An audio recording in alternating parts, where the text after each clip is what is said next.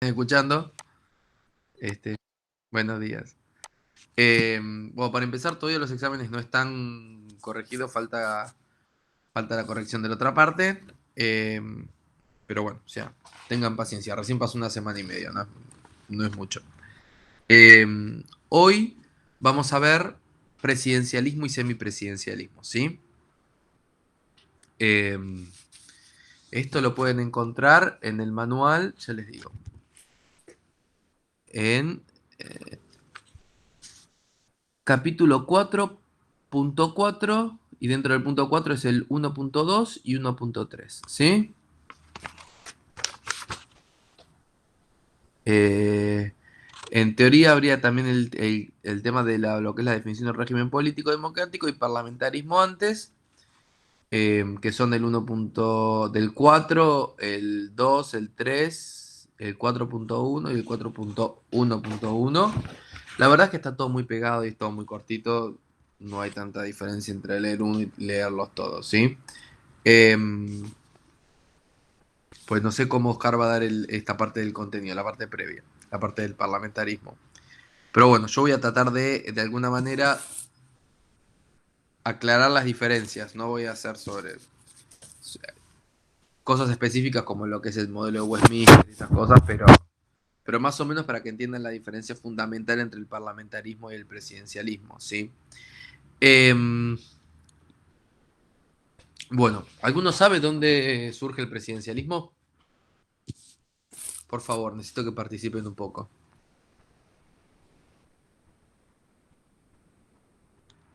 ¿Nadie? ¿No hay nada? Ok, bueno. El presidencialismo, ¿sí? Surge con la independencia norteamericana, ¿sí?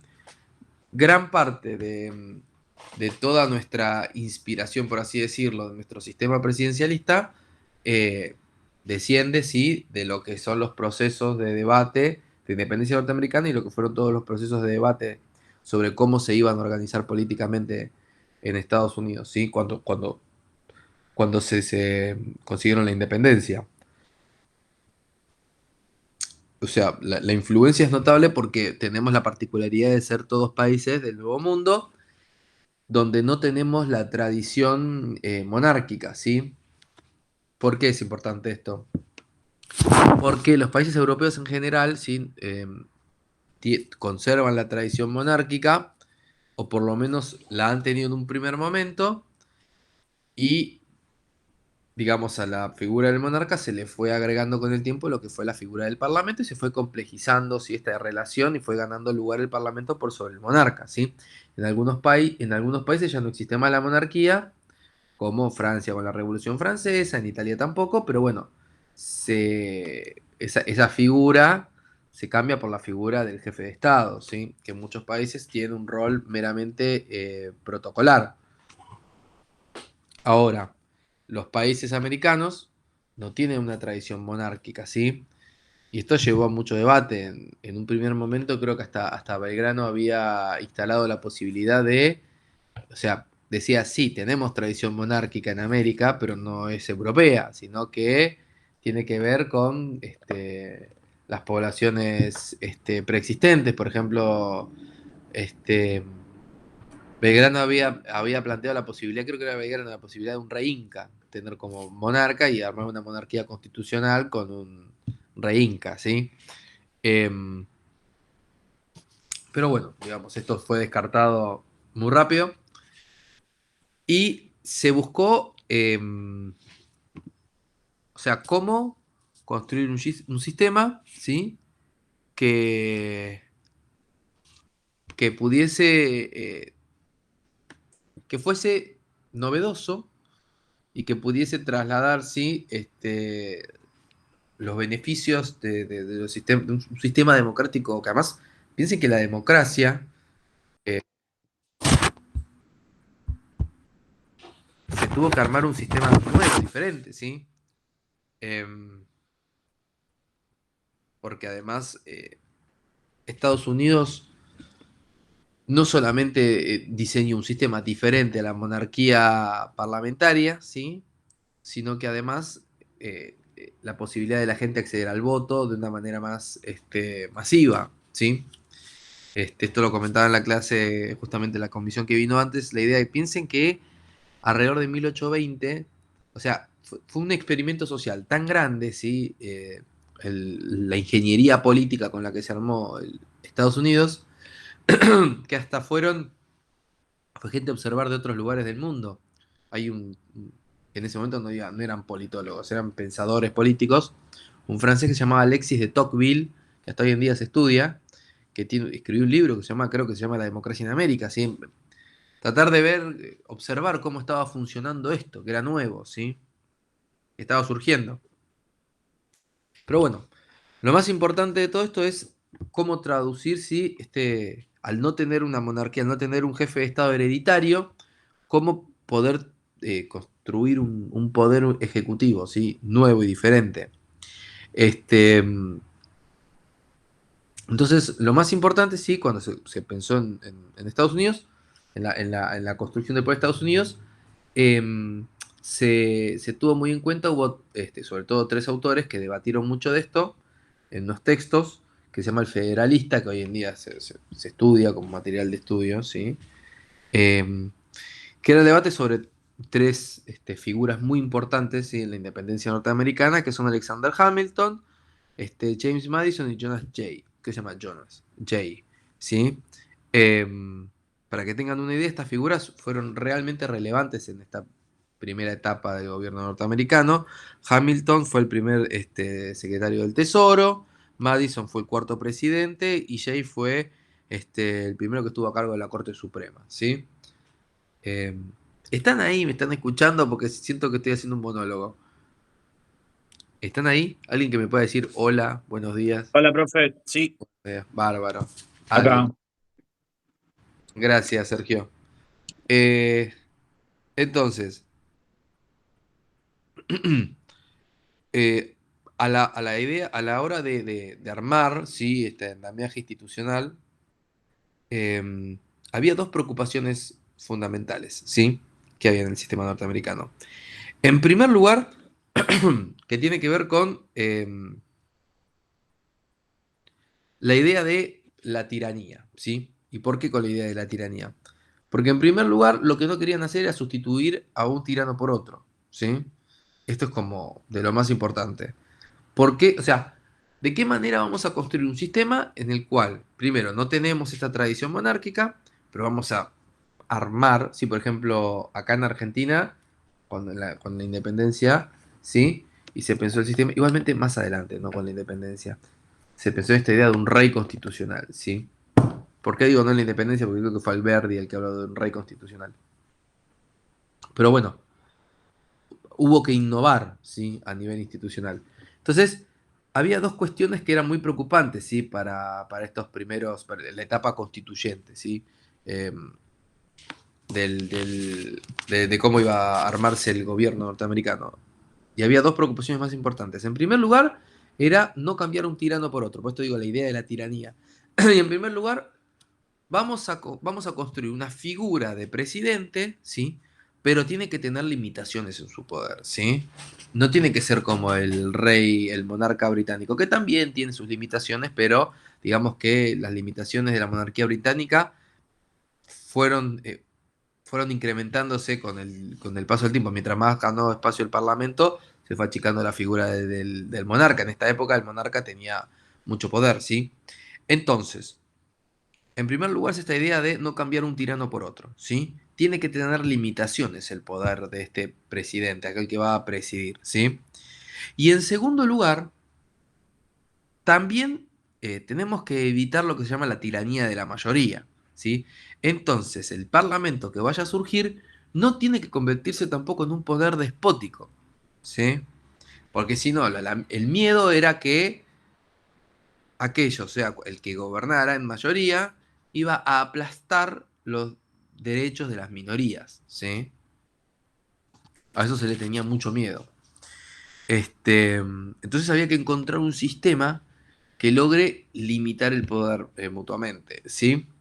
Y acá es donde surge la idea de algo que aquellos que estudian derecho constitucional lo verán mucho más en profundidad, que se llama en inglés el checks and balances o el de pesos y contrafrenos o frenos y contrapesos, ¿sí?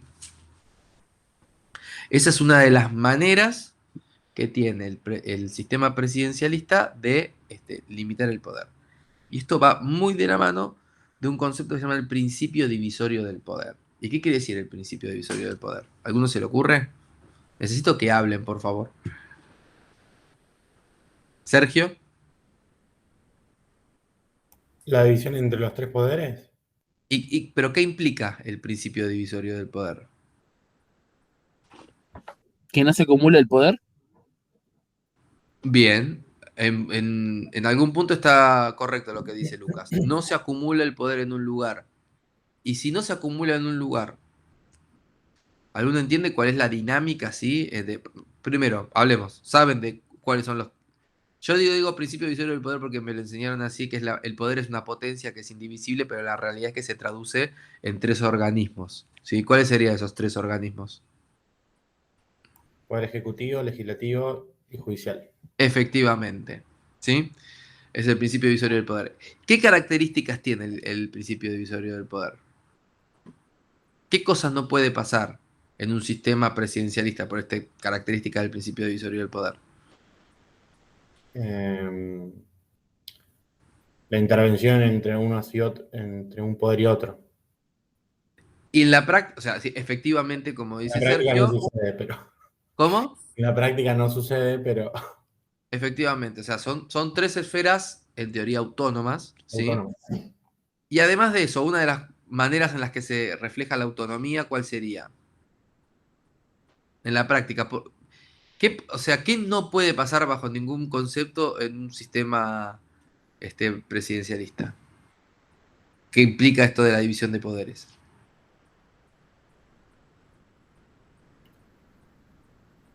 Esto podría ser una pregunta en un oral, te digo, o sea, Sí. como que es muy básica, pero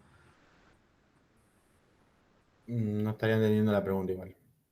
una persona no puede trabajar en dos poderes al mismo tiempo, Ah, ¿sí? sí, Esto como básico. Uno no puede ser, no sé, tener un cargo jerárquico en el Poder Ejecutivo y de golpe estar trabajando en el Congreso. No se puede, claro. ¿sí? O sea, son categorías mutuamente excluyentes. Si uno trabaja en uno de los organismos, no puede trabajar en el otro. No puede suceder, ¿sí? Eso tiene que ver con el principio divisorio del poder. Hay otras características también, ¿sí? Que lo diferencian del sistema parlamentario, que tiene que ver con cómo se traduce el poder. Cuando nosotros vamos a votar, ¿qué votamos? Algo que podemos hacer que no se puede hacer en los sistemas parlamentarios. Elegir el poder ejecutivo ¿Y qué más? y legislativo. Efectivamente, como dice Sergio, nosotros elegimos representantes del Poder Ejecutivo y el Poder Legislativo. ¿Y qué podemos hacer para complicar las cosas dentro de esas posibilidades? ¿Los elegimos todos juntos? No. Cada uno por su cargo, digamos. Podemos cortar boleta Podemos cortar boletos. y podemos elegir a presidente de un partido y podemos elegir diputados de otro partido. ¿Sí? Efectivamente. Bueno, esto es lo que se llama, en términos institucionales, legitimidad dual. ¿Sí? Nosotros, o sea, nosotros tenemos dos organismos, ¿sí? El Poder Ejecutivo y el Poder Legislativo, que son elegidos por el voto popular. Los dos tienen legitimidad, pero pueden pertenecer a colores políticos diferentes, ¿sí? Podemos tener un parlamento con un color político y un presidente con otro color político, ¿sí? ¿Y esto por qué sucede? O sea, podríamos considerar que en la práctica, no sé si decir que es una falla del sistema, pero tiene sus riesgos. ¿Por qué? ¿A qué puede llevar esto? A que te cancelen todos los proyectos de ley. A una parálisis institucional, ¿sí? Efectivamente. O puede haber, por ejemplo, podés tener mayoría en una de las cámaras y en otra no. Esto se llama la teoría del pato rengo, ¿sí? Porque el pato como que camina, pero... o sea, vos necesitas... Vos tenés que los proyectos tienen que pasar por ambas cámaras para poder, para poder salir, ¿sí? Efectivamente. Pero en términos institucionales, esto se diseñó para que exista una limitación del poder, para que se limiten mutuamente los poderes, ¿sí? Pero bueno, esto lleva a que el presidente grite, a mí me representa el voto popular, y el Parlamento te dice, a mí también me representa el voto popular, ¿sí? De esta idea. Entonces, ¿cuáles encontramos que son las herramientas para limitar el poder del presidente? En primer lugar, ¿sí? Cuando se construye esta figura, ¿sí? Del presidente, el poder que tiene el consentimiento popular, o sea, es elegido por el voto popular, ¿sí? En segundo lugar, tiene un mandato por tiempo limitado. A diferencia de esto, el sistema parlamentario, más allá de que ¿saben cómo funciona el sistema parlamentario? Uno puede revalidar el cargo de jefe de gabinete, ¿sí? Pero ese cargo de jefe de gabinete puede ser ad infinitum. No, o sea, lo único que te... El O sea, lo que jefe, puede... Sí, profe, jefe de gabinete no es el vicepresidente. no. Igual, No, es perdón, jefe de ministro, me estoy confundiendo, ¿no? efectivamente, pero Sí. igual yo me confundí porque siempre como jefe de gabinete bueno, está bien, en algunos países o se le llama primer ministro también, ¿sí? En los sistemas parlamentarios se le llama primer ministro, en algunos puede ser un jefe de gabinete también. Ahí se tapó el micrófono con una hoja, me parece, profe. ¿Ahora me escuchas bien? Bueno, en algunos sistemas sí se puede llamarse jefe de gabinete, pero en general Ahí es se tapó primer de ministro. nuevo. El primer ministro no es el que oficia de presidente en un... ¿Cómo? ¿Me escuchan? Sí, sí. Sí, ahora sí. El Bárbaro. primer ministro no es el que oficia de presidente en un sistema Eh, parlamentario, ¿es? En- No, pero a la figura visiblemente parecería que sí. O sea, es el que preside el gobierno, ¿sí? Pero no tiene necesariamente todas las prerrogativas de un jefe de Estado, ¿sí? Esa es la diferencia. En los sistemas parlamentarios, la figura de jefe de Estado es, es diferente, es relegado de otra manera, ¿sí? Por ejemplo, en Inglaterra la figura del jefe de Estado sigue residiendo en la corona británica, porque históricamente el poder ejecutivo está en la figura en el que ejercía el poder, que era el monarca, ¿sí? Y la figura del parlamento estaba ahí para limitar ese poder y poder representar al pueblo, ¿sí? Ser un interlocutor de la voluntad popular. A medida de que fue pasando el tiempo, las atribuciones de los reyes fueron, como les comenté previamente, fueron achicándose y la figura del parlamento fue agrandándose. Y el primer ministro, que se llama un primus inter pares, ¿sí? Es uno del parlamento que es elegido por el parlamento para presidirlo, ¿sí? Ahora, la figura de un presidente es un poco diferente. Hay países donde el labor ejecutivo sigue residiendo en la corona, ¿sí? Pero hay otros países donde no hay más corona. Qué sé yo, en Francia la volaron, o en Italia no existe más la corona. Entonces, existe lo que se llama una figura presidencial, ¿sí? Pero en muchos casos el presidente, a Francia lo voy a dejar de un lado porque lo vamos a explicar con el semipresidencialismo. Pero en otros sistemas simplemente es una figura protocolar, la del presidente, una figura que organiza las funciones a nivel nacional, pero que el poder legítimo está en el primer ministro, ¿sí? Esas son unas diferencias importantes, ¿sí? En el sistema parlamentario, ¿sí? Otra diferencia importante, ¿cómo se elige al primer, o sea, digamos, ¿por qué no es lo mismo un presidente que un primer ministro, ¿sí? ¿Cómo se elige el primer ministro? Se elige a través del voto de los parlamentarios, ¿sí? ¿Y cómo se elige un presidente en un sistema presidencialista? A través del voto popular. Eso es una diferencia importante. Ahora, el voto. El voto puede ser directo, ¿sí? Como lo que es nuestro sistema ahora, pero hay otro sistema, que es por ejemplo el sistema norteamericano, que es lo que se llama colegio electoral, ¿sí? ¿Alguno sabe más o menos lo que es el colegio electoral? ¿No? Es una cosa que en general no se suele saber. Bueno, el colegio electoral es, digamos, piensen en esta idea que les había comentado del miedo que tenía si cuando se construyó el sistema político norteamericano, esta idea del miedo de la tiranía de la mayoría, ¿sí? Entonces, idearon un sistema en el cual el voto no sea directo, ¿sí? Sino que tiene que haber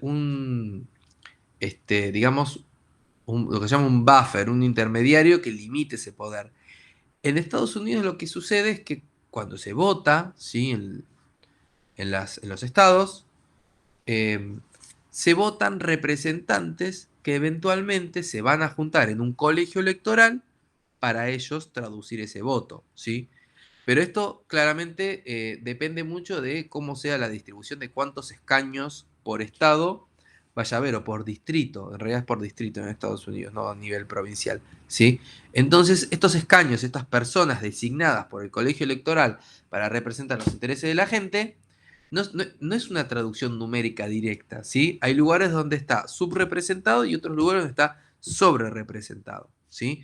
Esto va a ser que, por ejemplo, cuando salió electo Trump como presidente, Trump tenía menos votos de las personas, pero en el colegio electoral más personas asignadas, ¿sí?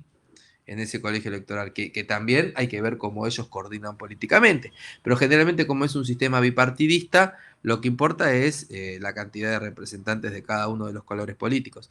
El sistema electoral norteamericano es extremadamente largo y complejo y tiene un montón de capas y procesos y etapas de debate, lo que se llaman los caucus, y bueno, es muy largo, hacen los rallies, ¿sí? Que los candidatos van Es mucho seguramente. más activo, se me hace, ¿no? Sí, porque además es mucho más de abajo para arriba, no están de arriba para abajo. Entonces los candidatos tienen la obligación de rotar por diferentes estados y diferentes ciudades y dar charlas, que son los caucus, y, o sea, es parte de su tarea como candidatos, ¿sí? Acá lo hacen porque lo tienen que hacer, pero podrían no hacerlo, ¿sí? Pero su presidente es popular. Es elegido por voto popular. Es elegido por voto popular, pero no de manera directa, como nosotros. Nosotros, de hecho, tuvimos colegio electoral, ¿sí? Y se cambió el sistema en la reforma constitucional del 94. Pero bueno, para entender esta diferencia, o sea, existe el voto directo, como tenemos nosotros, ¿sí? Que es lo que se llama, ¿se acuerdan cuando vimos el tema de la eh, no sé, suscripción, no, suscripción me sale. Cuando es el distrito único, el estado, todo el estado, es un distrito único, ¿sí? Porque el cargo es uninominal, que es el caso de presidente. Entonces, cuando es un solo cargo, ¿sí? En todo el distrito es uninominal. En el caso de cuando se elige presidente, es uninominal, porque el país entero es un solo distrito. ¿Se entiende? En Estados Unidos, no.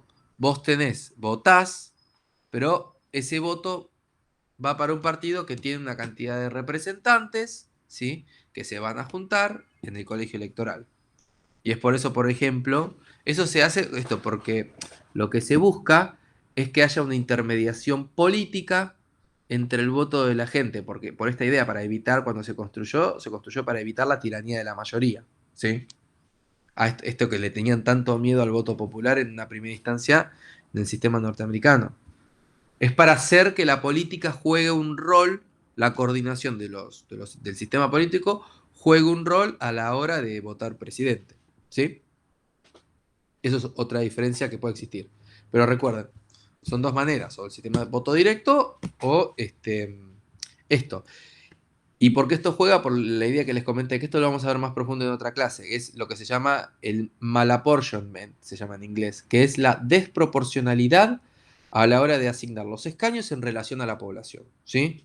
Esto nosotros lo vemos en nuestro sistema, por ejemplo, en la cantidad de, esto lo tendríamos que ver en otra clase, pero para que lo entiendan, en la cantidad de escaños, por ejemplo, de diputados por provincia. Con la reforma del 94, lo que se hizo es poner un piso de 5 diputados por provincia. Ahora, le digo esta pregunta. No, esos son. ¿Es 3 o 5? No me acuerdo. No, me parece que son 5 los diputados, ¿eh? ¿Son 3? Pues me acuerdo que 3 son los senadores. Ahora me hiciste entrar en 3 duda, son pero, o sea, senadores. lo Creo estoy que viendo 5 son porque tengo la diputados, cátedra de ¿eh? Derecho, pero estoy casi Creo seguro de que eran 3 diputados Tres son, por provincia. ¿sabes por qué me acuerdo? 3 son porque son 2 por la mayoría y 1 por la minoría. Está, Eh, sí, es 2 y 1. bueno, esos son senadores, pero los senadores representan, ¿sí? Es diferente porque representan a la provincia, no representan a la población, ¿sí?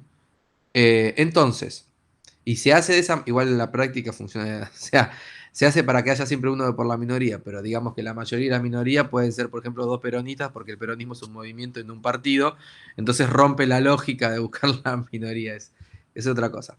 Pero digamos que esto de la desproporción utiliza, por ejemplo, piénsenlo esto. ¿Es lo mismo 5 diputados por una provincia como San Luis que tiene 540.000 habitantes que una provincia como la provincia de Buenos Aires que tiene más de 16 millones? Tendría que haber, o sea, el Congreso tendría que crecer constantemente. O si se utilizara la misma proporción en todos los lugares, esto haría que quizás San Luis tenga un diputado en relación para que pueda representarse con la misma cantidad de diputados que tiene hoy en día la provincia de Buenos Aires. ¿Entiende? O sea, hay lugares donde tienen un peso tan grande que genera esta desproporción, ¿sí? No tenemos manera de representar. Creo que hoy en día, no me acuerdo porque lo dice la Constitución, pero como hoy en día tendría que ser, no me acuerdo si es cada 75.000 habitantes, o sea, pero la provincia de Buenos Aires está ampliamente subrepresentada, ¿sí? Entonces, esto hace que haya ciertos desbalances a nivel institucional, o sea, más que a nivel institucional, Ahí a tengo nivel el de... dato, profe, si le interesa. Sí, Es 1 cada 33.000 habitantes. bueno, ahí está, pero en Diputados, realidad... 1 cada 33.000 habitantes y senadores es como decía usted. Pero fíjate que es uno cada, o sea, la realidad es que hoy en día no es uno cada 33.000, te lo aseguro. Y menos en la provincia de Buenos Aires. Eso es lo que dice la Constitución que debería ser.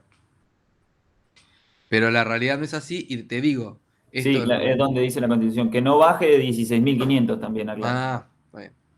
Este, pero en la provincia de Buenos Aires no es uno, creo que es uno cada 75.000, una cosa así. Entonces, lo que tenemos es esta desproporción, ¿sí? En el voto. Bueno, esto mismo sucede en el colegio electoral a propósito, buscado para buscar esta interacción. Eh, Esto también llega, lo vamos a ver mejor de manera más profunda en otra clase, que esto tiene que ver con el juego político, ¿sí? Pero bueno, sigamos con la idea del presidencialismo. Entonces, tenemos que surge en Estados Unidos, sí, tenemos los debates sobre cómo se iba a construir este sistema, el federalismo, eh, el federalista, que era donde se debatía esto, que era una revista, sí, o un diario de la época. Recuerden estos dos miedos que había sobre la tiranía, evitar cambiar a un tirano por otro y evitar, sí, la tiranía de la mayoría, ¿sí? A través del sistema, a través del Parlamento. Entonces, se le dan limitaciones a este sistema. Por un lado, al presidente se le limita el mandato, 2 mandatos de 4 años, obviamente con la reválida de la gente, ¿sí? Del voto popular. También tiene otras características de que para ser removido tiene que ser removido constitucionalmente. Esto tiene que ver con otras limitaciones, tiene que ver con el impeachment, la posibilidad del Parlamento de hacerle juicio político al presidente, ¿sí? Esto es otra característica importante. Y esto tiene que ver con la idea del checks and balances, ¿sí? Con esta idea de frenos y contrapesos o pesos y contrafrenos, ¿sí? Este, y bueno, y al mismo tiempo el presidente tiene también las capacidades de limitar al Parlamento, ¿sí? ¿Cuál sería una de las herramientas que tiene el presidente para limitar la capacidad del Parlamento? Aquellos que estén viendo derecho constitucional. El ¿El veto, estado de sitio? de veto. ¿Cómo, perdón? ¿Qué dijiste, Lucas? Yo soy Brian, pero estoy en otro lado de la casa, por eso Ah, eh, bueno. el estado de sitio, yo decía. No, eso en realidad es otro tipo de prerrogativa que tiene el Poder Ejecutivo, pero en realidad, como dijo Sergio, es el veto, ¿sí? El veto es la capacidad que tiene el Poder Ejecutivo de limitar que salgan las leyes del Parlamento. Ahora, ¿qué pasa si no sale esa ley? ¿Qué pasa con esa ley, Sergio? Se vuelve a debatir, digamos. Vuelve lo que se llama la Cámara de Origen, Vuelve que a la Cámara de Origen. recuerda, nuestro sistema es bicameral, si tiene 2 cámaras.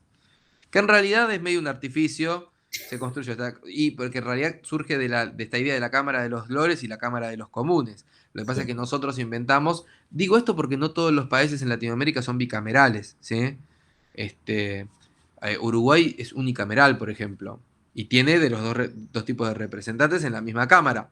Pero nosotros tenemos diputados por un lado y senadores por otro. Unos representan a la población y otros representan los intereses de la provincia. Por eso también esta idea de que son 2 por la mayoría y 1 por la minoría, como mencionaba Sebastián, y la proporción puede ser diferente en caso de la distribución en el caso de la Cámara de los Comunes, sería nuestra Cámara de Diputados, ¿sí?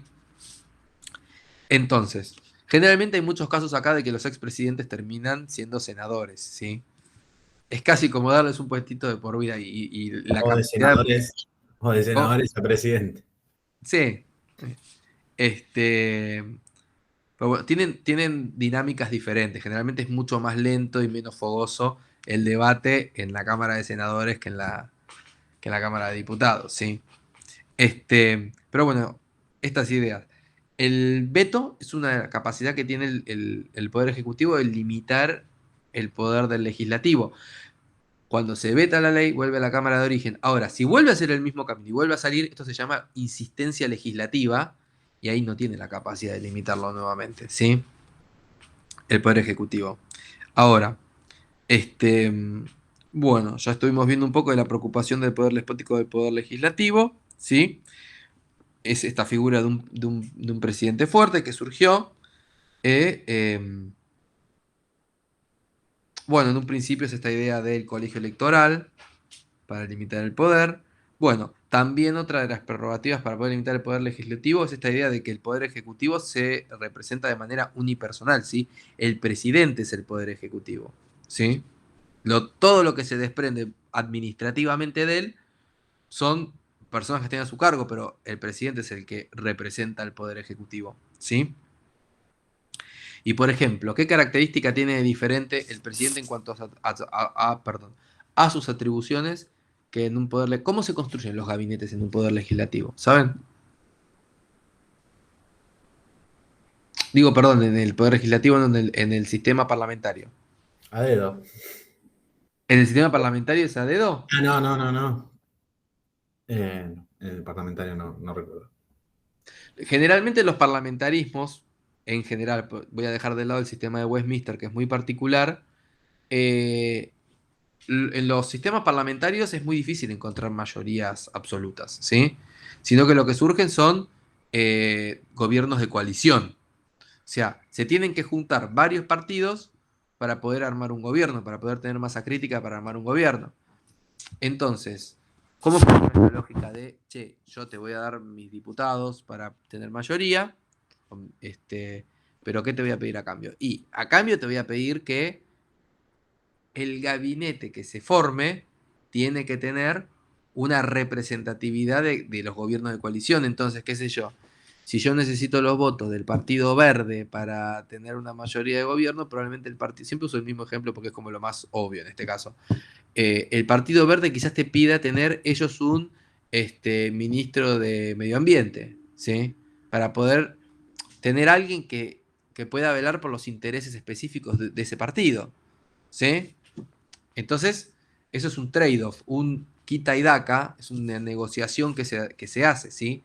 En la cual los gabinetes en los gobiernos de coalición van a tener que tener algún tipo de representatividad de la coalición que los forma como gobierno, ¿sí? Bueno, es más o menos lo que pasó con este gobierno también. La Pero coalición. te diría, pero ¿por qué? O sea, el próximo paso de esto era, ¿por qué no necesariamente es igual en los sistemas presidencialistas? Como vos mencionaste bien, Sergio, en los sistemas presidencialistas, los ministros se eligen a dedo, ¿sí? El jefe de Estado, el presidente, tiene la prerrogativa de elegir a sus ministros a dedo. Y vos dirás, ok, hay gobiernos de coalición en los sistemas presidencialistas. Ahora, es muy barata la traición, ¿sí? ¿Por qué? Porque yo puedo elegirlos o no. Digo, lo que te prometí en campaña al partido que otro partido con el que arme la coalición, puedo hacer y listo, y chau. O sea, después podrá haber algún tipo de catástrofe institucional, pero Claro, Nadie se eligen a puede. dedo, pero en este gobierno era una coalición de, de 3 personas fuertes que se repartieron los ministerios con Sí, representantes de sus partidos. claro, pero ellos, cada uno Entonces, no tenía un partido diferente. es el mismo partido, pero son 3 agrupaciones diferentes. Claro, un gobierno de coalición podría, por ejemplo, Cambiemos, si Era una coalición. es una coalición en la cual tenés un partido tradicional como es el radicalismo, que lo que no tiene es figura fuerte, pero tiene un aparato, ¿sí? Y además tiene un robusto, o sea, lo que, pues siempre le insultan por ejemplo, el PRO surge como un partido municipal. Entonces siempre era la crítica de, mira, tenés, o sea, un partido municipal que está gobernando un país, ¿sí? Claro. La realidad es que al ser un partido relativamente nuevo, a veces carece de figuras para poder ocupar todos los espacios institucionales que se necesitan, ¿sí? Y eso fue genuinamente así. Bueno, el radicalismo te da también esa robustez de decir, mira, tiene un montón de gente en espacios de poder que te pueden ayudar a gobernar, ¿sí? Sí. Eh, pero bueno, la diferencia fundamental en este caso es esto, de que en los gobiernos, en los sistemas parlamentarios, los gabinetes se construyen en base a esta representatividad de los partidos que vayan formando la coalición. En el sistema presidencialista, el presidente, como vos bien dijiste, los elige a dedo, en principio, ¿sí? Después verá cuál es la negociación por la cual, cómo los elige a dedo, cuál es el criterio para elegirlos a dedo. Pero la realidad es que él, en sus atribuciones, está a poder elegirlos como quiere, ¿sí? Hoy en día te lleva a una crisis institucional enorme. ¿Por qué? Porque tenés una figura como la de la vicepresidenta que tiene un peso específico muy grande, ¿sí? En la construcción de ese poder. Pero si él tuviese las capacidades de traicionarla, lo podría hacer, ¿sí? Y remover a todos porque en realidad todos tienen que responder a los intereses del presidente, ¿sí? Y bueno, ese es otro punto importante. La figura central del presidente como actor en la toma de decisiones del Poder Ejecutivo, ¿sí?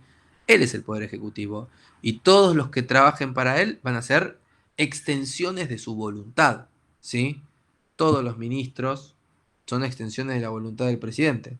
Si la voluntad del presidente es compartir el poder con la vicepresidenta, bueno, pero digamos, él puede remover a esos ministros, ¿sí? De manera voluntaria. Se le arma un quilombo bárbaro en este caso, pero digamos, está dentro de las atribuciones, ¿sí? Tiene consecuencia, Pablo.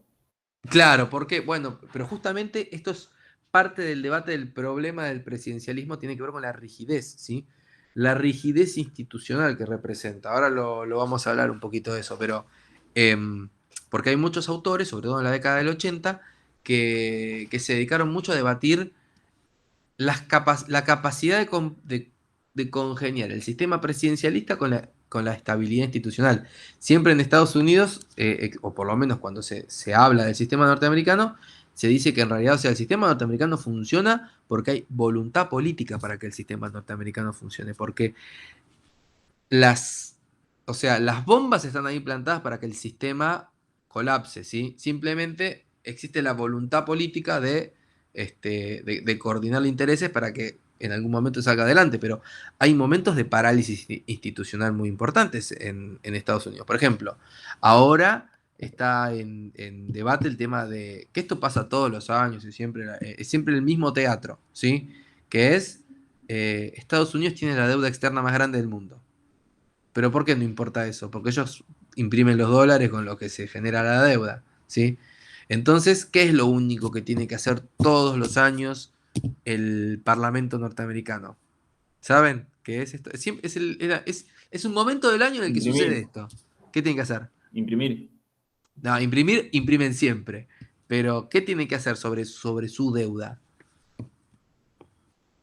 Y devaluarla, calculo pagarla. No, ellos no necesitan devaluar, o sea, no necesitan devaluar porque imprimen la guita. Ellos tienen que elevar el techo de la deuda.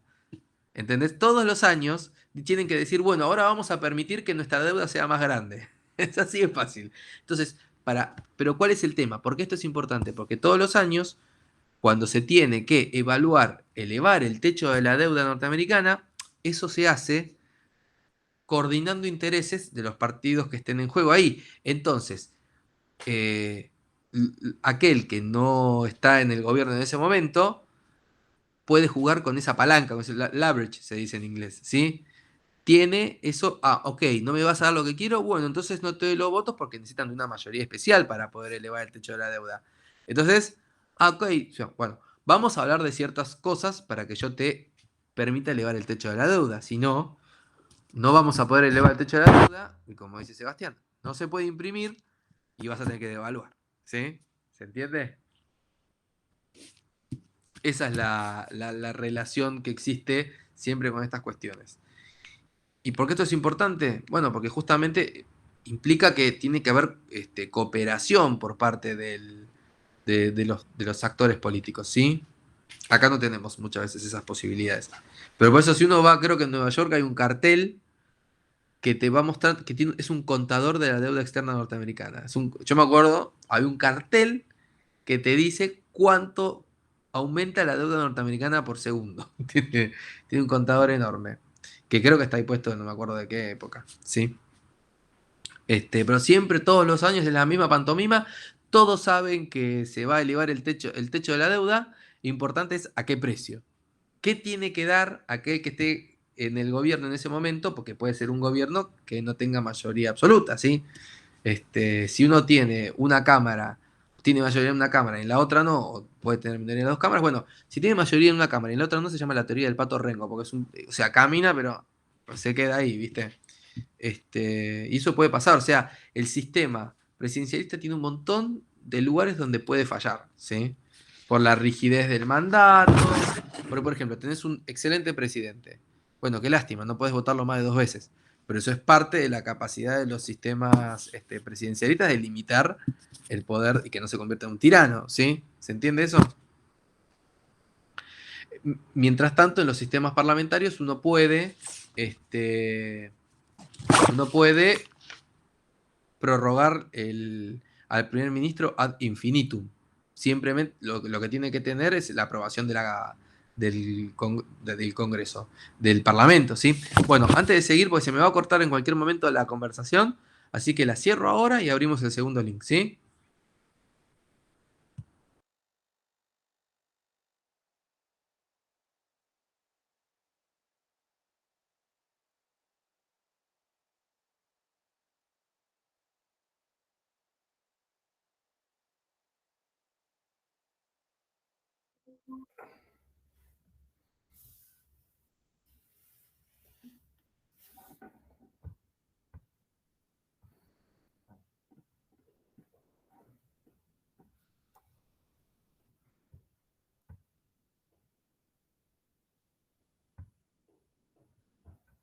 Bueno, seguimos y creo que falta alguien que se junte. Faltan un par. Entonces, tenemos las características del presidencialismo. Recuerden entonces, es el principio divisorio del poder. Los tres poderes funcionan en esferas autónomas, ¿sí? Que no pueden mezclarse, ¿sí? Los cargos. Pero en el sistema parlamentario, sí, ¿por qué? Porque aquel que vaya a liderar el poder, ¿sí? Surge del Parlamento, ¿sí?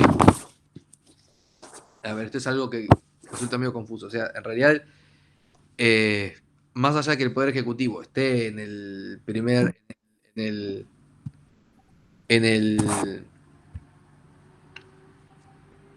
o sea, el poder reside en el Parlamento, la tarea ejecutiva sí está en el primer ministro, ¿sí? Que de alguna manera va a ejecutar el poder.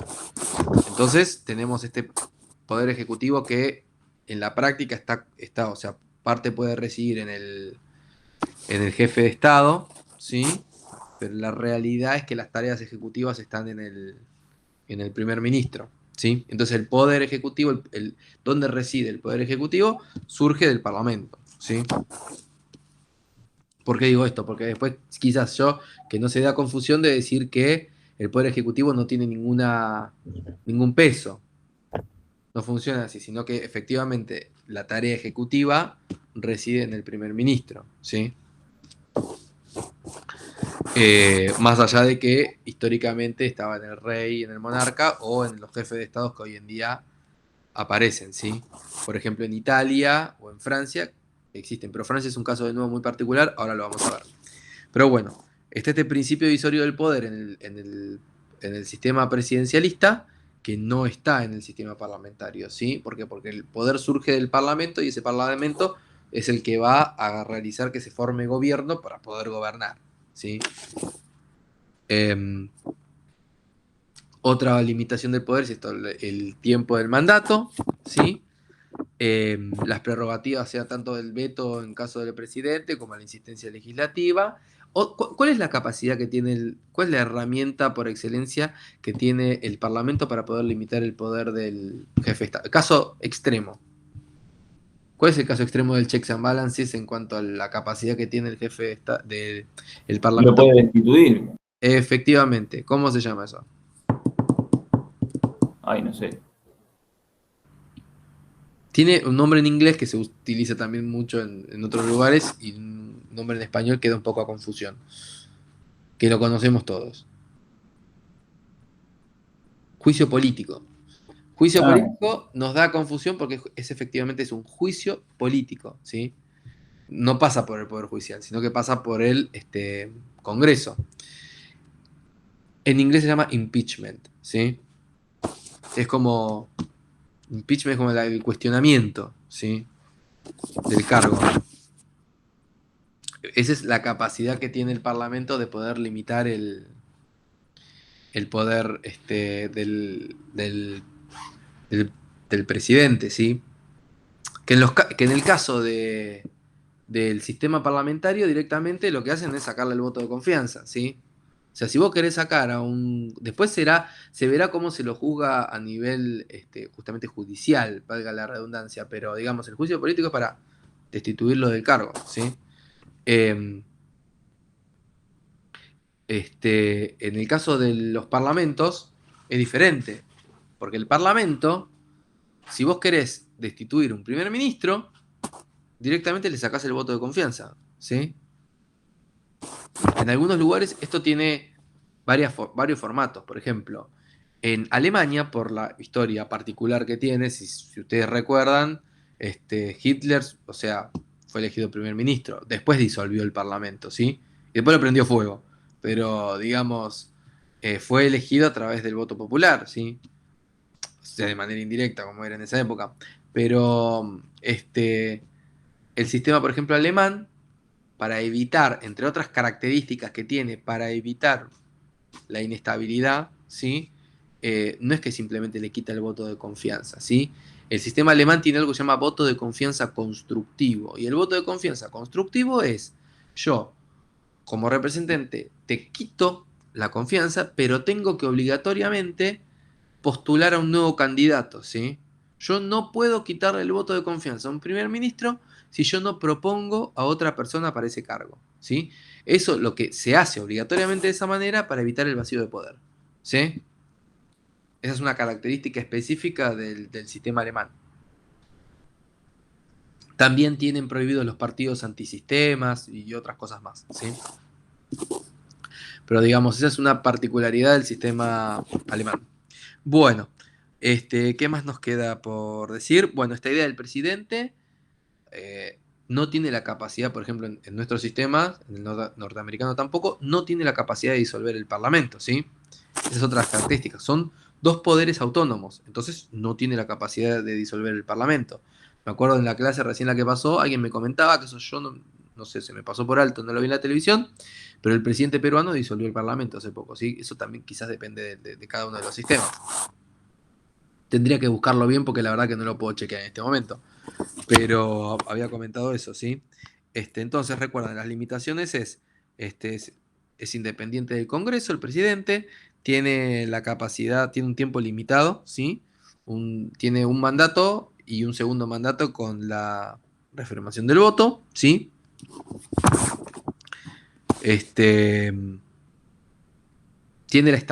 dotado de estabilidad, ¿sí? En su cargo, o sea, su, su cargo más allá del juicio político no depende del Parlamento, ¿sí? Puede ser que el Parlamento no lo deje gobernar, pero o sea, no deje que pueda producir leyes nuevas por esto de la parálisis institucional, pero si no es a través del juicio político no pueden destituirlo, ¿sí? Y de la misma manera, el presidente no puede disolver el Parlamento, ¿sí? Es la capacidad que tienen de los poderes ser autónomos. Esta tarea, la misma persona no puede ejercer en dos poderes al mismo tiempo, tampoco, ¿sí? Bueno, recuerden esta idea de la elección del presidente, puede ser directa o a través del colegio electoral. La fuente de legitimidad es dual en estos sistemas, o sea, la gente elige presidente y a representantes del Parlamento, ¿sí? La estructura del poder del presidente es unipersonal. El presidente es aquel que representa el poder ejecutivo y bueno, él elige a dedo, como había mencionado, creo que Sergio, a su gabinete, ¿sí? De manera discrecional. Es jefe de gobierno y jefe de Estado, ¿sí? El presidente.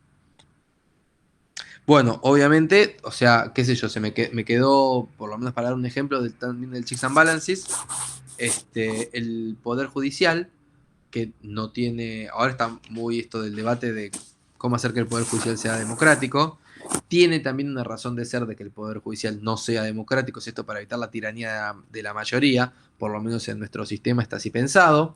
En Estados Unidos, algunos cargos del poder judicial, que es esto que están tratando de hacer ahora acá, sí están elegidos por la gente, pero de otra manera. Creo que los fiscales son elegidos, ¿sí? Pero digamos, en Argentina no pueden ni siquiera manifestar intereses políticos, ¿sí? Que en la práctica sucede, pero institucionalmente no deberían poder hacerlo, ¿sí?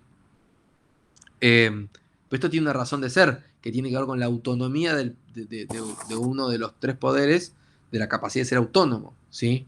Pero esto, como ustedes bien mencionaron, no existe en la práctica muchas veces. Pero digamos, tiene la tarea de ser una esfera autónoma, ¿sí? Y, por ejemplo, una de las maneras en las que el Poder Judicial limita, por ejemplo, el poder del Parlamento es lo que se llama el control de constitucionalidad, ¿sí? Que es algo que aquel que esté estudiando derecho constitucional de nuevo lo verá, ¿sí? El control de constitucionalidad tiene que ver con que las normas que salen del Parlamento, si el sistema es tan complejo, que a veces puede haber cosas, depende cómo se las interprete, que pueden ir en contra de la Constitución, ¿sí? Entonces es tarea del Poder Judicial poder decir esto. En nuestro sistema funciona así.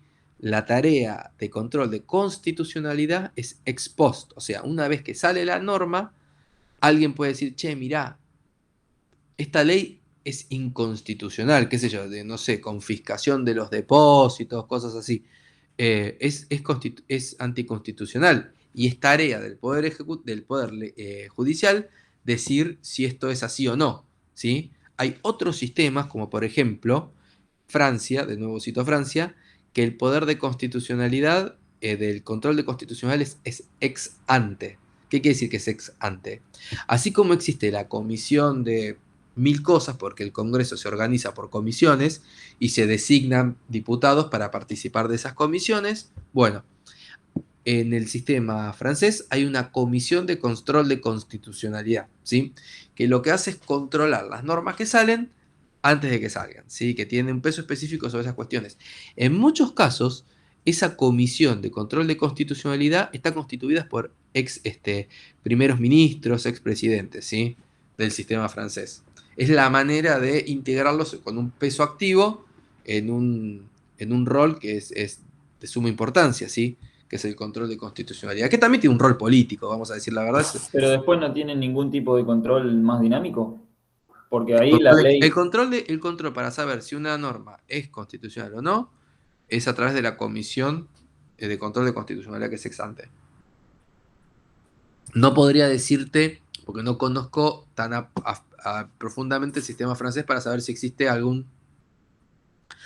cuestión posterior, ¿sí? De la Corte Suprema, pero el rol específico del control de constitucionalidad, para decirles dos modelos diferentes, es el nuestro ex post y en Francia es ex ante. O sea, la tarea específica de controlar si esa norma es constitucional o no está en ese órgano político que es la Comisión de Control de Constitucionalidad, ¿sí?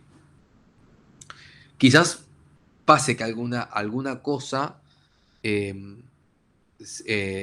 pero ¿sabes lo que puede pasar, Sebastián? Generalmente los fallos tienen dos facetas. Pueden ser interpartes o entre dos partes. O sea, ese fallo puede ser específico entre las partes que están en cuestión o lo que se llama erga omnes, que es para todos los individuos en general. Generalmente los fallos pueden sentar un precedente, una jurisprudencia, pero es entre dos partes, ¿sí? Hay algunos fallos que se llaman, de nuevo, esto todo se estudia en derecho constitucional, que son para todo el mundo. Cuando vos haces el control de constitucionalidad es para esa norma, para ver si está bien o no. Quizás existe algún fallo, se apela a la Corte Suprema del sistema francés, pero eso va solamente a representar entre esas dos partes. Está bien, es parecido a lo nuestro, digamos, pero en nuestro caso solamente aplica el caso en concreto, no deroga ninguna ley. Acá, no, acá si hay un control de constitucionalidad que dice que esa ley es anticonstitucional, se deroga la ley, ¿sí? O por lo menos tiene Pero que no, poner... no en los casos, no en los casos. No. O sea, Un acá, juicio, digamos. si la Corte Suprema dice que una cosa es anticonstitucional, esa ley no va, ¿sí? O por lo menos quizás irá de nuevo a una Cámara de Origen para que se debata nuevamente, para que surja... Pero digamos, esa es la capacidad que tiene el Poder Judicial de limitar el poder del Parlamento. Y esto de nuevo surge porque lo que puede pasar es que surja alguna ley que va en detrimento de los derechos de un grupo específico, y eso sería tiranía de la mayoría. ¿Se entiende?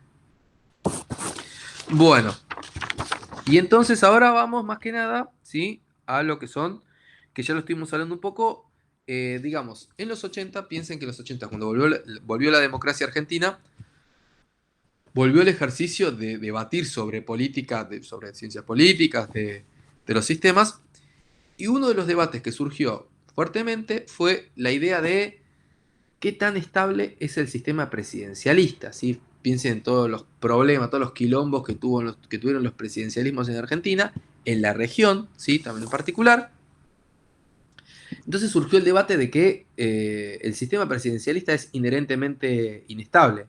Y esto, como les dije anteriormente, en Estados Unidos, siempre como lo contrario, funciona porque hay una voluntad política para que funcione el sistema, ¿sí? Pero el sistema es, muchas veces estas características con las que se dota el sistema, que uno puede pensar que pueden dar estabilidad, pueden ser los justificativos para que sea inestable. Por ejemplo, el mandato fijo, ¿sí?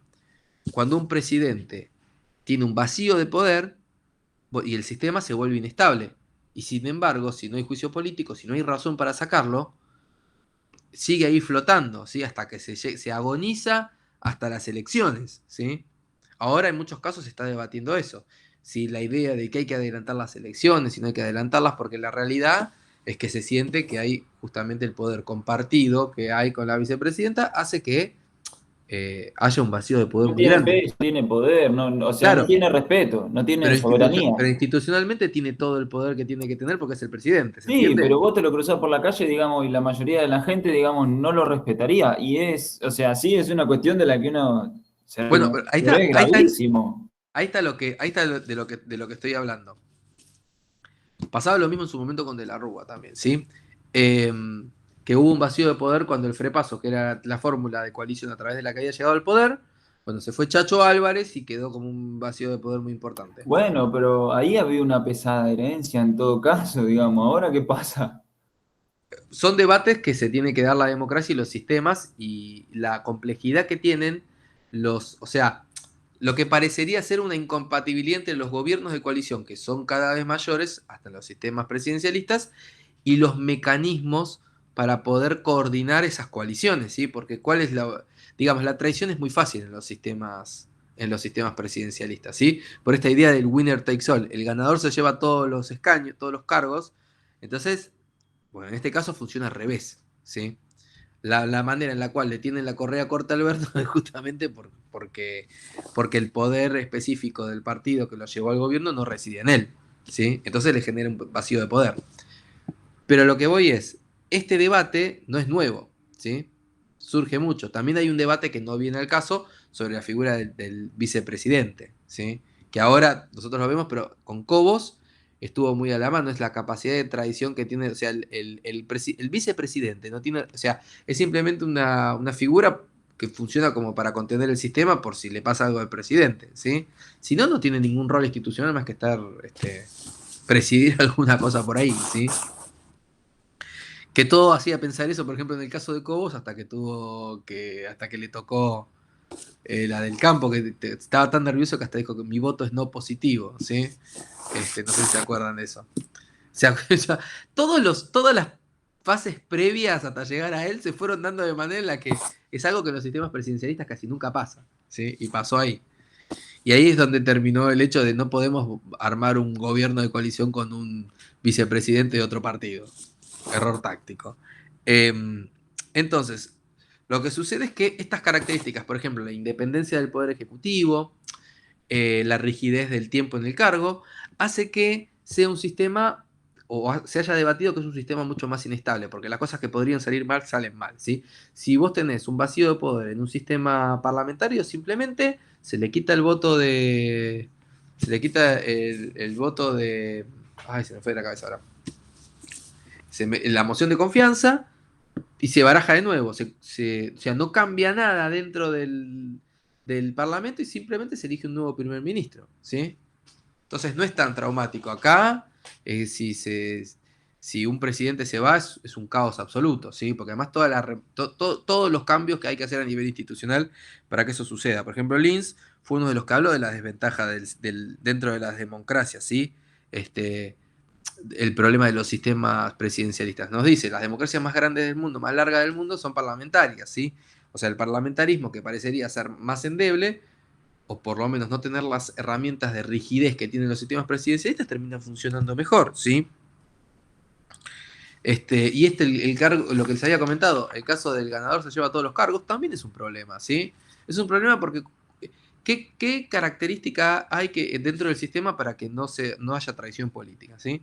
Bueno, estos eran los debates que había en los 80, a tal punto que se pensó, che, podemos transformar nuestro sistema presidencialista en un sistema, porque ya de cuajo se entiende, por lo menos en la disciplina, de que no se puede convertir un sistema presidencialista en un sistema parlamentario. Simplemente no se puede. Pero sí podríamos buscar convertirlo o atenuar el presidencialismo a hacer un sistema semipresidencialista, que ahora vamos a ver cómo funciona, ¿sí? Tratar de compensar esas asimetrías de poder, ¿sí? Porque, bueno, estaba este debate en los 80. La realidad es que también lo que se terminó entendiendo es que en los 80, recuerden que se llamaba la década perdida para Sudamérica, porque una gran deuda se tomaron, esto lo hemos hablado, deuda a tasa variable, subieron las tasas en Estados Unidos y toda la deuda que tomaste se te multiplicó. Y bueno, eso nos volvió más pobres, ¿sí? Por eso se le llama la década perdida. Entonces, lo que nos dicen otros autores como Mike Wenning y Sugar es que el problema no reside en el sistema presidencial, sino en comparar países del primer mundo con países del tercer mundo, ¿sí? O sea, independientemente del sistema que vos tengas, esto no es la verdad revelada, simplemente son autores que están debatiendo sobre las características de los sistemas. El problema no es un problema de índole político, sino que es un problema de índole socioeconómico, ¿sí? Por el cual vos tenés estos temas. Y bueno, y los autores estos lo que hablan es que los partidos no controlan por sí mismos todo el gobierno, sino que justamente el poder legislativo es un órgano abierto, multipartidario, ¿sí?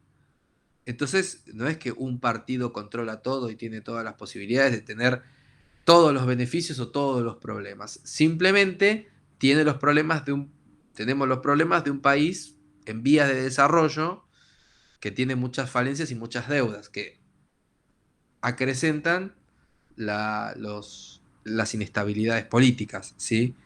O sea, le ponen el dedo en la llaga a las fallas de diseño del sistema. ¿Se entiende?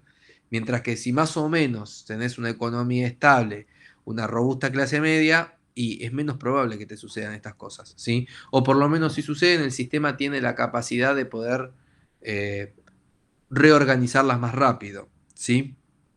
Entonces, bueno, al final o sea, hasta hoy en día lo que se piensa es que es compatible la estabilidad política con la figura del presidente, también el nuevo debate pasa por otro lado. Pasa por esta idea de cómo podemos construir un sistema, porque esto también es algo que va a pasar, cada vez va a haber más gobiernos de coalición, ¿sí? Porque el poder político tiende a fragmentarse. Si uno ve en Europa, los sistemas en general son multipartidistas, obviamente tiene que haber ciertos criterios. Son gobiernos de coalición que terminan haciendo que en la práctica se parezcan algo a un bipartidismo tal vez, o a un sistema multipartidista limitado. Así que esto lo vamos a ver también en otra clase. Pero digamos, la estabilidad dentro de un sistema está dada por algún tipo de equilibrio entre las fuerzas políticas del sistema. Generalmente se considera que lo óptimo es entre 3 y 5, ¿sí? Te diría 5 como una extrema. 3 partidos relevantes, digamos, sería un número, bien en un sistema multipartidista sano, ¿sí? Por ejemplo, Italia no es no es un sistema sano, se está tan fragmentado el poder y está tan atomizado en diferentes sectores que hace que haya mucha inestabilidad política, ¿sí? Pero bueno, el problema es el presidente, la figura del presidente, no es que sea incompatible con el presidencialismo, que sea incompatible con la estabilidad política. El problema pasa por esta idea de cómo hacemos que los gobiernos de coalición en un sistema presidencialista funcionen. Ese es el nuevo debate, ¿sí? El debate del siglo XXI del presidencialismo y la estabilidad política, porque vemos que es difícil, ¿sí? Es difícil por esta idea del winner takes all. No hay herramientas institucionales que permitan traducir esta distribución de poder político dentro de la coalición en un sistema de gobierno. Simplemente es la capacidad de coordinación de los actores políticos, ¿sí?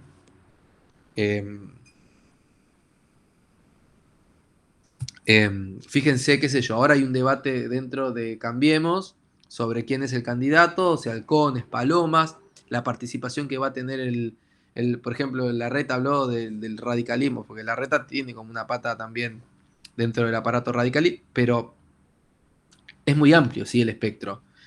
Y esto va a ir sucediendo cada vez más porque el poder se va a ir fragmentando cada vez más, ¿sí? Y básicamente vas a tener una lucha entre dos partidos o sea, se van a formar partidos de coalición para las elecciones, ¿sí? Es que en realidad nunca se mantienen los mismos valores tampoco. O sea, es cierto que, digamos, tienen cierto impulso y ciertas cosas, pero ya en 10 años, digamos, la sociedad no es la misma, las necesidades no son las mismas. No, Y es el verdad. partido político no va a ser el mismo. O sea, peronismo fue el peronismo, el radicalismo fue el radicalismo y todo lo que viene después son tergiversaciones de eso. La realidad que lo que estamos viendo es justamente, pasa que son características diferentes. La realidad lo que estamos viendo es, por un lado, el surgimiento de estos modelos de coalición, que el primero fue el Frepaso en los 90, ¿sí? Lo que tuvo justamente este problema, pero estamos viendo el fin de lo que son los partidos de masas, ¿sí? Los partidos, o sea, esto que vimos la clase pasada, me parece, sobre los partidos de masas, Sebastián, era otra época de la Argentina, ¿sí? Y en general otra época del mundo, porque el mundo también pasa por este problema, ¿sí? Lo que se llama la crisis de representatividad, ¿sí? Entonces lo que estamos viendo es que estos partidos van a seguir estando, van a tener peso, pero no van a tener el peso específico que tenían antes y van a tener que empezar a acordar con otros sectores, ¿sí? Y depende el peso específico que tengan ellos, va a tener que ver cómo estos sectores van a poder coordinar con ellos. Por ejemplo, esta idea de un partido municipal, entre comillas, con un partido de masas, formar una coalición para gobernar anteriormente, ¿sí? El tema con el peronismo es que el peronismo es un movimiento, no un partido. Existe el partido justicialista, pero el partido justicialista nadie le da bola, ¿sí? O sea, y hasta a veces está la figura, fíjate que a Alberto Fernández le habían dado la presidencia del partido justicialista, o sea, en un momento. Es una figura casi protocolar la figura del partido justicialista, pero en la realidad el peronismo se fragmenta de la manera que sea necesario para conseguir lo que busca. Hasta hace poco hubo, ¿no? Un caso que dijeron que era una maniobra no, no legítima de fragmentar un bloque político para conseguir más escaños, no me acuerdo bien, había pasado algo así, ¿sí? Pero estas cosas van a empezar a suceder cada vez más. El tema es cómo hacemos para traducir eso en un sistema que sea estable dentro de un modelo presidencialista, ¿sí? Eso es lo que hoy en día surge como mayor debate sobre esto? Porque la traición está a la orden del día. Y es muy barata la traición en un sistema presidencialista porque no tiene costos, o sea, no tiene costos institucionales, tiene costos políticos. Por ejemplo, si Alberto Fernández decide volar a todos los de la Cámpora que están en su jefatura de gabinete y poner a todos propios, él puede hacerlo, pero tiene un costo político muy alto, ¿se entiende? Y es por eso que no lo hace. O quizás no tiene suficientes personas para poder ponerlos. Bueno, fíjate las interrogantes que nos surgen, ¿sí? Bueno, entonces con esto le damos un cierre más o menos al debate de lo que tiene que ver con el presidencialismo y el parlamentarismo, que ya lo estuvimos charlando, y vamos al semipresidencialismo, ¿sí? Que ya no tenemos tanto tiempo. El semipresidencialismo es un modelo que surge sobre todo en Francia después de la Segunda Guerra Mundial, ¿sí? ¿Por qué? Porque el sistema que tenían, como hemos comentado, a veces el parlamentarismo, dependiendo de cómo esté constituido, puede ser inestable también, ¿sí? Y el modelo francés era altamente inestable. La Cuarta República en Francia fue altamente inestable, ¿sí? Entonces, cuando se restablece la democracia en Francia, Francia tuvo un gobierno de transición también en el cual había ciertos órganos que no funcionaban en todo su potencial y a cargo estuvo aquel que fuera el máximo exponente, el general del ejército francés, que era Charles de Gaulle, que es una figura muy conocida, digamos, tuvo el poder en sus manos durante más de una década. A fines de los 50, en el año 58, se establece lo que es la Quinta República Francesa, que se le da forma. Y bueno, lo que dijeron es, che, mira, tenemos que encontrar la manera de que no sea tan inestable el sistema, porque bueno, eso tiene que ver mucho con la capacidad de representatividad y a veces representar a más sectores hace que sea más inestable el sistema, entonces tenés que encontrar algunos equilibrios. En el sistema francés lo que se buscó, a diferencia de otros sistemas, es tratar de combinar las cosas buenas de un sistema presidencial y las cosas buenas de un sistema parlamentario, ¿sí? Que 100% parlamentario no le había funcionado a Francia. Entonces armó este sistema que en principio se llamaba un semiparlamentarismo, ¿sí? Hay un texto muy importante de un autor francés que se llama Duverger, que se llama El águila de dos cabezas, hoy en día ya está viejo, pero a mí me gusta, que habla de esto, ¿sí? Y es cómo el poder va a residir en dos figuras importantes, que es el jefe de Estado y el jefe de lo que sería el primer ministro, ¿sí? Entonces,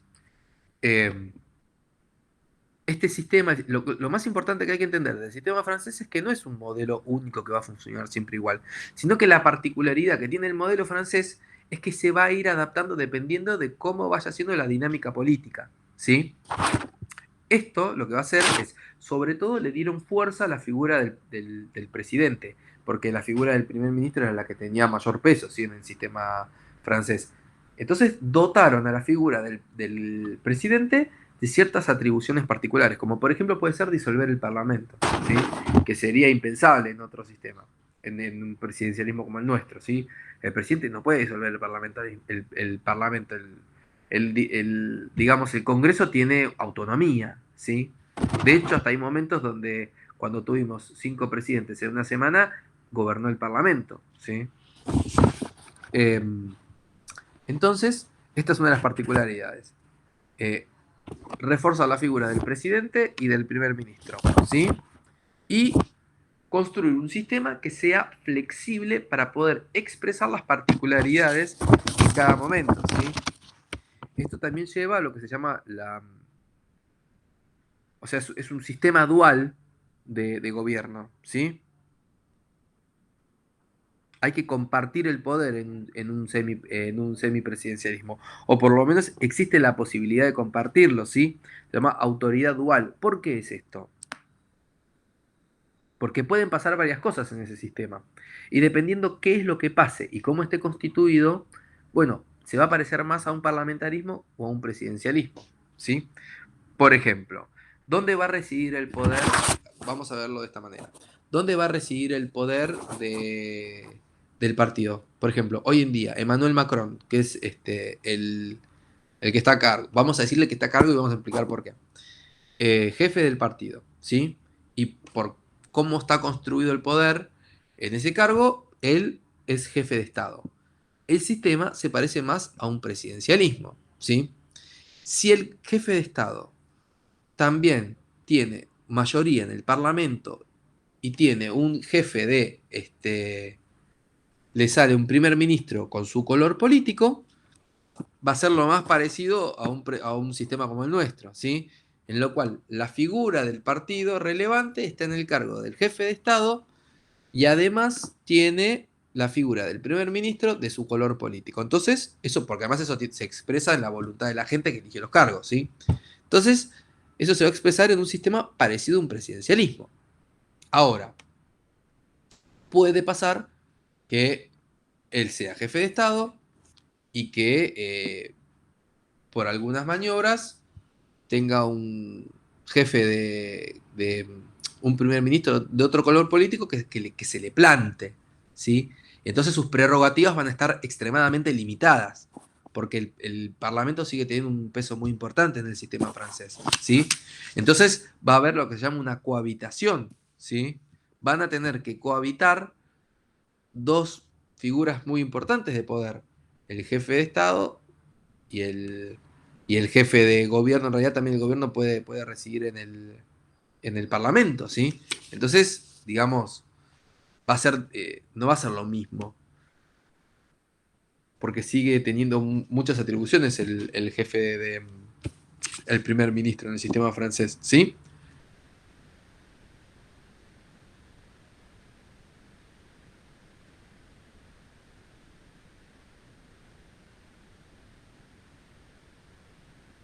Ahora, siendo primer ministro, el sistema se va a parecer más a un sistema parlamentario, ¿sí? Independientemente de que tenga el cargo de presidente también del mismo partido. Eso va a ser cómo se va a ir distribuyendo el poder, ¿sí? Y por otro lado, también puede pasar de que, digamos, esto es lo importante, puede pasar que digamos, no recuerdo bien si existe la posibilidad de que el jefe de Estado sea de un partido que no salga ganando y el jefe y que esté a cargo del Parlamento sí. Pero digamos, lo importante es, porque eso no sé bien, no me acuerdo bien si puede existir un jefe de Estado que no sea del partido que ganó. Pero digamos, lo importante es dónde reside el poder, ¿sí? ¿Dónde reside el poder? ¿En el primer ministro o en el jefe de Estado? Dependiendo de cómo se construye el poder, bueno, vas a tener una cosa o la otra, ¿sí? Eso es lo importante de los sistemas semipresidencialistas, que son flexibles y que tienen la capacidad de malear el poder. De hecho, en Argentina, cuando fue la reforma constitucional del 94, lo que se buscaba, piensen en esta idea que les vengo diciendo de que se pensaba que los sistemas presidencialistas eran inherentemente inestables, se buscaba construir un sistema más parecido a un semipresidencialismo, ¿sí? Limitando el poder del presidente. ¿Cómo se iba a limitar el poder del presidente? A través de la figura del jefe de gabinete, ¿sí? Pero cuando se pensó la figura del jefe de gabinete, se pensó al revés de lo que terminó sucediendo. ¿Por qué? Porque el jefe de gabinete iba a ser elegido por el Parlamento, iba a ser una figura de autoridad con ciertas prerrogativas específicas que se iba a parar frente al presidente, ¿sí? Lo que terminó pasando es que cuando se hicieron las negociaciones al respecto, bueno, terminaron con la idea de que el jefe de gabinete va a ser elegido por el presidente, lo cual terminó convirtiéndolo en un coordinador de ministros, simplemente, ¿sí?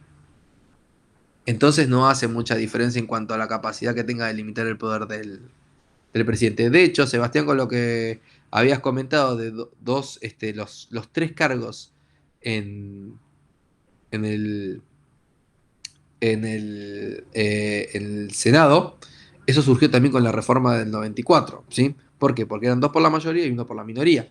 Cuando se pensaba que el sistema, sobre todo cuando se seguían sosteniendo, porque esto de la democracia argentina había renacido, y se consideraba de que el sistema iba a tender a un bipartidismo entre el peronismo y el radicalismo.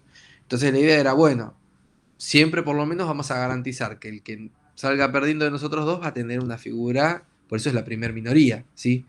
Pero en la realidad no pasa eso, porque como ahora tenés un montón de partidos chicos y coaliciones y qué sé yo, la realidad es que en muchos casos el radicalismo tuvo que relegar esta figura política del senador, porque no termina siendo la primera minoría. Quizás la primera minoría es otro partido peronista. ¿Se entiende? Sí, ya sería momento de una reforma, la verdad, también.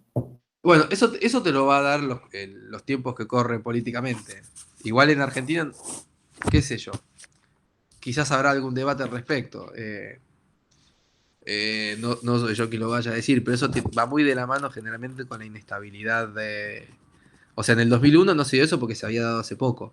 Pero bueno, ya tenemos unos suficientes años como para poder ver si existe eso. Y yo por las condiciones que Necesitas, se dan actualmente.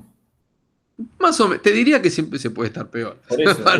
No, pero a ver, es más o menos, o sea, sí, peor siempre podemos estar, pero Y o hay que sea, ver cuál es... la idea es nunca volver a Siempre, donde estuvimos.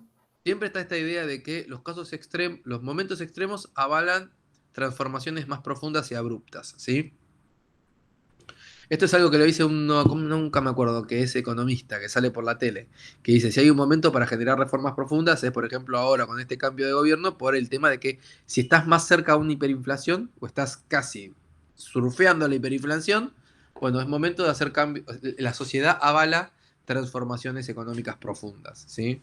Y En porque caso aparte, a político, ver, es donde más se evidencian también las falencias, me parece, cuando uno sí, está llegando a una crisis o en la propia crisis, ¿no? Pero bueno, lo bueno sería no llegar. efectivamente, pero nosotros somos hijos del rigor. Así que es así.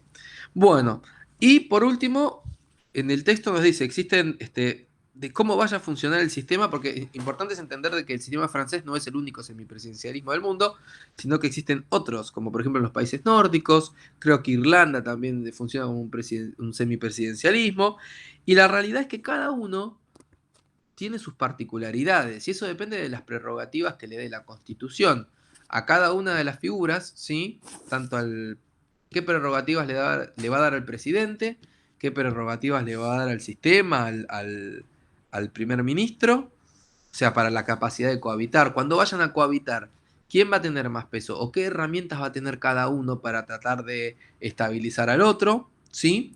Y también esto de que les había comentado previamente, cómo va a recibir el poder, ¿sí? ¿En qué lugar va a recibir el poder? Bueno, esto también va a determinar la configuración que se dé sobre el sistema, ¿ok? Por eso es tan importante esta figura de la cohabitación.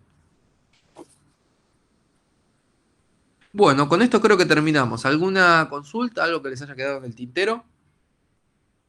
Yo me conecté un poco tarde, profe, no sé si dijo algo al respecto, pero sobre las notas de los parciales y eso. Todavía, no, porque falta que le pase sí, al otro profe para que las corrija, ¿sí? Pero bueno, recién lo que le dije, recién una semana y media, no es, a mí me han tenido los parciales estacionados mucho más tiempo. No, tranqui, Más o menos. yo ansioso, pregunto. Ok, bueno.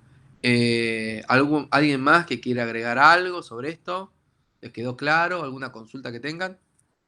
No, o sea, fundamentalmente ver las diferencias entre cada uno Efectivamente, de ahí estos la tres. verdad que está muy claro en el manual, cortito y al pie, está todo, ¿sí? Para que lo vean. Pero bueno, lo importante, como yo no sé si bien si les va a dar el tema del parlamentarismo, yo traté de que supieran un poco la diferencia entre el parlamentarismo y el presidencialismo, ¿sí? Hay cosas que no les voy a tomar. Si lo quieren leer, fantástico. Pero bueno, no hemos visto los modelos de parlamentarismo diferentes, como por ejemplo el de Westminster, ¿sí? Que es un modelo muy particular. Pero bueno, para que sepan que existen diferentes configuraciones, así como existen diferentes configuraciones y el presidencialismo es un espectro y el federalismo es un espectro, bueno, el parlamentarismo también es un espectro, ¿sí? Que tiene diferentes configuraciones. Así que bueno, si no hay ninguna consulta más al respecto, cerramos la clase, ¿les parece? No, Bueno, profes. perfecto, muchas gracias. Chao, hasta luego, que tengan buena Hasta semana. luego. Nos vemos.